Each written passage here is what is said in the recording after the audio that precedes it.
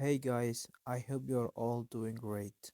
Thank you so much for coming back and watching the third lesson of this session.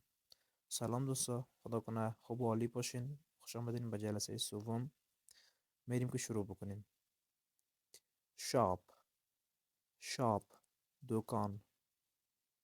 sign sign علامه. price price قیمت.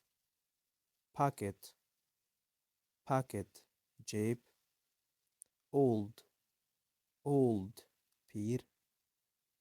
generation generation نسل. hard hard سخت. soft soft نرم. mountain mountain کوه. stone stone سنگ. wall wall دیوار.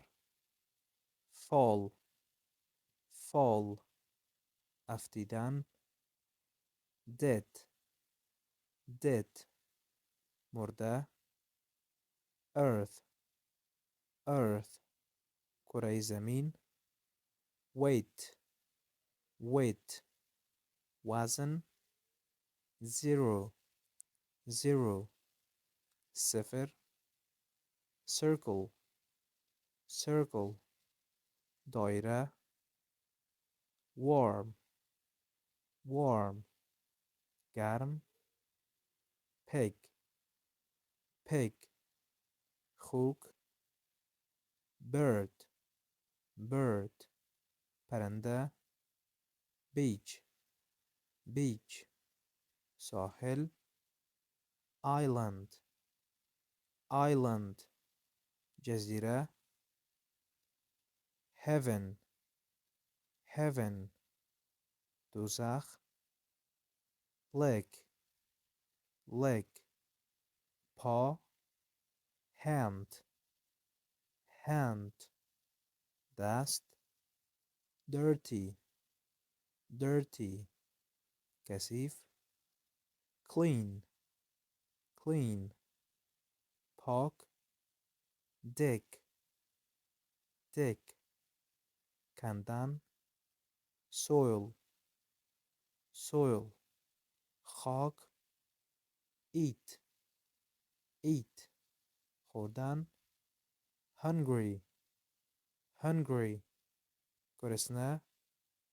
plant plant گیاه. family family فامیل. sit sit نشستن. photograph photograph عکس. artist artist هنرمند. copper copper مس. tool tool ابزار. lamp lamp گروپ.